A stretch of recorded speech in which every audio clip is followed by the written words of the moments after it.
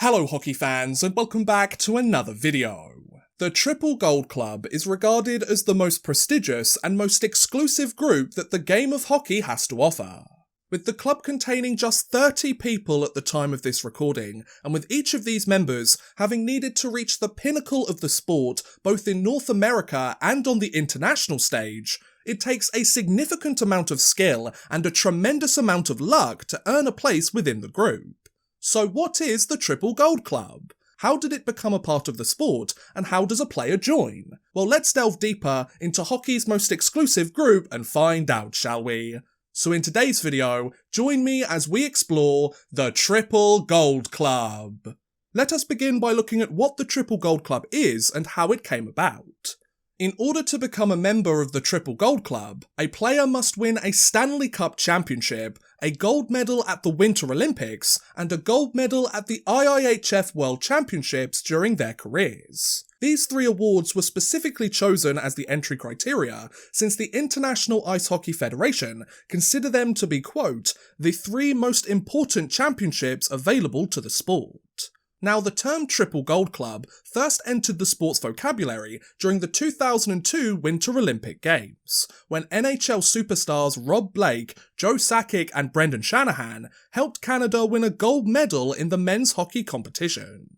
Since each of these players had already won both a Stanley Cup and a World Championship gold during their respective careers, the Canadian media began referring to the Triple Gold Club as a way to celebrate the trio's accomplishment of winning all three major awards. However, though Blake, Sakic and Shanahan were the first Canadian-born players to achieve this feat, they were far from being the first ever. In fact, the inaugural entries to the Triple Gold Club took place nearly a decade prior, on February 27, 1994, when Swedish trio Thomas Jonsson, Mats Naslund and Håkan Loob all won Olympic gold during the 1994 tournament and became the first players in the history of the sport to win all three awards. Though the Triple Gold Club had already gained 13 different members between 1994 and 2002, and though the moniker had quickly become popularised by fans and media alike, it wasn't regarded as an official entity within the sport. That is, until May 8, 2007, when the International Ice Hockey Federation announced that it would formalise the club and make it a legitimate group within hockey history. Not only that, the IIHF also revealed that it would formally induct each of the club's 22 members at the time through an official ceremony during the 2010 Winter Olympic Games. It may have taken nearly 2 decades after the first players achieved the criteria, but hey, better late than never, right guys?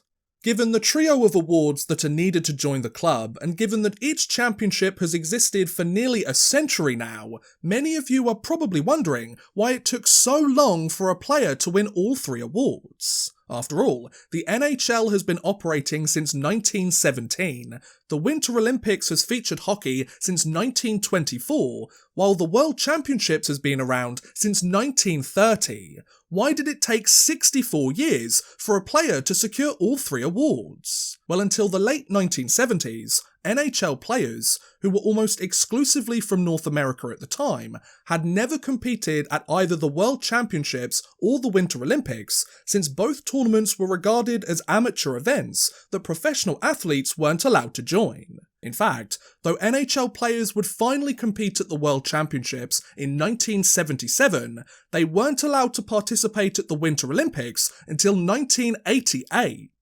If that wasn't bad enough though, the NHL didn't begin cooperations with the Olympics until a decade after their eligibility began, and their players didn't make their first appearance at the competition until 1998. That said, while both of these tournaments were supposed to feature amateur athletes, many players who competed before the NHL's participation weren't exactly amateurs either. For example, a number of players from Czechoslovakia and the Soviet Union were employed by their country's military or industry sectors, but they would train as full-time athletes instead. That way, these players were technically considered to be amateurs since they weren't directly paid to play hockey, and the two nations could bend the rules in their favour in order to take home a number of medals from the events. Sure, it may have been a form of cheating, but it sure was successful, folks? Whilst North American NHLers were unable to participate on the international stage, many European players couldn't compete for the Stanley Cup either.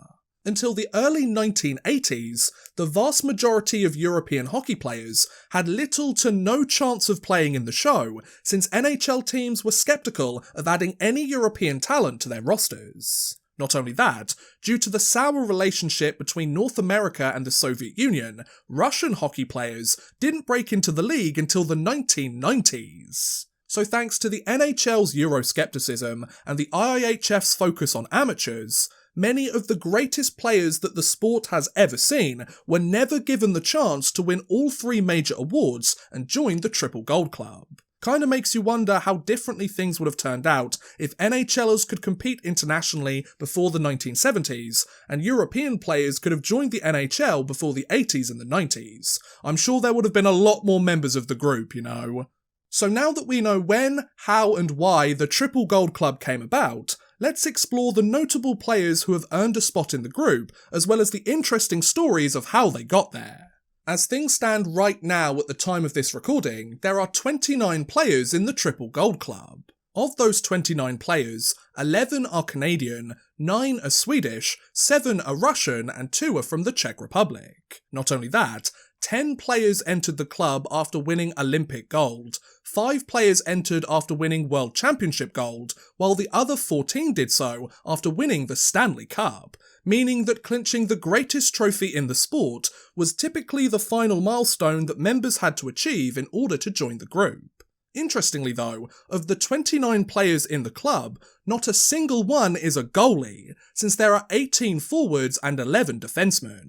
Though the Triple Gold Club has failed to add a netminder to its ranks for nearly 3 decades now, some great goalies have come pretty close. For example, goaltending phenom Dominik Hasek won Olympic gold in 1998 and a pair of Stanley Cups during his career, but he only secured a silver medal at the World Championships as a member of Czechoslovakia in 1983. While fellow NHL legend Martin Brodeur won 2 Olympic gold medals and 3 Stanley Cup championships, but he also failed to clinch a gold at the World Championships, taking home the silver on 2 separate occasions in 1996 and 2005. Looking at the current goaltenders in the NHL and their respective trophy cabinets, it seems as if Russian netminder Andrei Vasilevsky is both the closest and the most likely goaltender to join the club, since he has won a pair of Stanley Cups over the last 2 seasons and a World Championship gold back in 2014. However, since NHL players haven't attended the Olympics since 2014, the next Winter Olympics isn't until 2026, and since Russia has just been banned indefinitely from international competitions, it's gonna be quite some time before Vasilevsky gets to compete for Olympic gold, let alone go all the way and win it. So, will Vasilevsky become the first goalie to join the Triple Gold Club, or will someone else reach that milestone instead?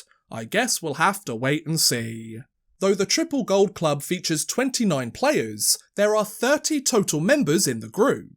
Thanks to his World Championship gold in 2004, his Stanley Cup in 2008, and thanks to his pair of gold medals at the Olympics, former NHL head coach Mike Babcock is the first and only person to join the Triple Gold Club while serving in a managerial role. Sure, he coached some pretty stacked rosters that probably could have sleepwalked their way to the championship, and his current reputation within the sport isn't exactly great, but Babcock must have done something right along the way. After all, no other coach has been able to do what he has. Whilst each member of the Triple Gold Club joins the group in their own time, some players have done so faster or slower than everyone else. For example, Chicago Blackhawks captain Jonathan Toews became the youngest player to enter the club at 22 years and 42 days old, thanks to winning World Championship gold in 2007, his first of 2 Olympic golds in 2010, and his first of 3 Stanley Cups later that same year, while the Magic Man Pavel Datsyuk became the oldest player to join the club at 39 years and 220 days old by winning a pair of Stanley Cups in 2002 and 2008, a World Championship gold in 2012, and an Olympic gold in 2018. Not only that, Swedish players Niklas Kronwall, Michael Samuelsson and Henrik Zetterberg were the quickest to win all 3 awards by doing so in just 2 years, thanks to an Olympic gold in 2006, a World Championship gold that same year, and a Stanley Cup in 2008, while Russian legend Slava Fetisov took the longest amount of time to win all 3, as he won his first of 7 World Championship golds in 1978, his first of 2 Olympic golds in 1984, and his first of 2 Stanley Cups in 1997, meaning it took him 19 years to get his hands on all 3 awards. Hey, it may have taken nearly 2 decades, but it must have been well worth the wait. Speaking of the Russian blue liner, Fetisov, fellow countryman Igor Larionov and Swedish forward Peter Forsberg are the only members of the Triple Gold Club to have won all 3 championships multiple times, while 9 of the group's 30 members won the Stanley Cup as a member of the Detroit Red Wings. That's roughly 30% of the entire club. They don't call it Hockey Town for nothing, folks. While the first 3 players to achieve this feat have already been discussed earlier in the video, the most recent player to join the Triple Gold Club is Canadian defenseman Jay Bouwmeester, who was inducted into the group nearly 3 years ago now, thanks to his pair of World Championship golds in 2003 and 2004, his Olympic gold in 2014, and his Stanley Cup Championship in 2019. Given that Bouwmeester retired from the sport shortly after his Stanley Cup win, there's certainly worse ways to call it quits. Though a number of the club's members have worn a C on their jersey as the captain of a team, Canadian forward Sidney Crosby is the first and only player in the Triple Gold Club to have won all 3 championships as the captain of each roster, having won the first of his 3 Stanley Cups in 2009, his first of 2 Olympic golds in 2010, as well as a World Championship gold in 2015. Looks like he can lead his team in the locker room just as well as he can on the ice. While many members of the Triple Gold Club produce lengthy careers in the show, Swedish forward Håkan Loob is the only player to have won all 3 awards, with less than 500 NHL games played. In fact, Loob spent just 6 seasons in the NHL exclusively with the Calgary Flames, and played 450 games during that span. Instead of playing the majority of his career in North America, Loob would spend 15 of his 21 pro seasons back home in Sweden, with 11 of those years being spent with the Swedish Elite League's Färjestad BK. That said, to say that Loob's NHL career was successful would be quite the understatement, as he ended up scoring 193 goals and 429 points during his time in the show. Sounds like a pretty successful career to me, you know. However, though the Triple Gold Club first came into existence in 1994, there is an argument to be made that the group's inaugural members actually came during the 1920s. After all, 5 Canadian players by the names of Frank Frederickson, Holder Holderson, Dunk Munro, Hooley Smith and Dave Trottier all lifted the Stanley Cup during their respective careers, while also winning an Olympic gold medal in either the 1920, 1924 or 1928 Olympics. Since the World Championships didn't exist until 1930, each of these 5 players had won the 2 highest awards that the sport had to offer at the time. However, since none of these players had won a gold medal at the World Championships,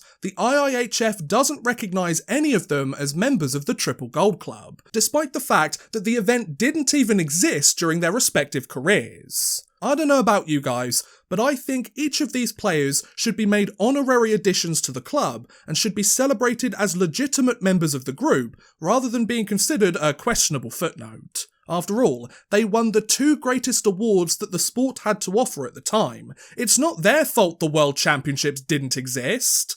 Though just a handful of members have joined the group during its formative years, and though it could be quite some time before a new player is inducted, the Triple Gold Club has cemented its place as the sport's most prestigious group. After all, think of all of the great hockey players that have struggled to win just one of these awards during their careers. Now imagine how difficult it must be to win all 3. Given the tremendous amount of skill and the insane amount of luck needed, both from the player himself and his fellow teammates, whether you're a future Hall of Famer who has rewritten the record books, or a top role player who does his job night in, night out, winning all 3 awards is a pretty difficult feat to accomplish. So, who will become the next member to join the club? Will it be another forward? Will a defenseman enter the ranks? Or will a goaltender finally add his name to the list? I guess time will tell. And that was a look at the Triple Gold Club. What do you guys think about hockey's most exclusive group? Are you surprised to see some of the names that made it into the club, or do you think that a new member shall be joining the fold sooner than we think? Let me know in the comments below, I would love to hear what you guys think. But thank you very much for watching, guys, I hope you have enjoyed. Please feel free to like, subscribe, share, or watch some of my other videos. Thank you very much for watching, and goodbye! A big thank you to Drew Fawcett, Houston NG, and Worthless Pieces for helping support this video via Patreon. If you too want to help support the channel a little bit further and get a shout out at the end of every future video, make sure you head over to patreon.com/oddmanrush and become a patron today.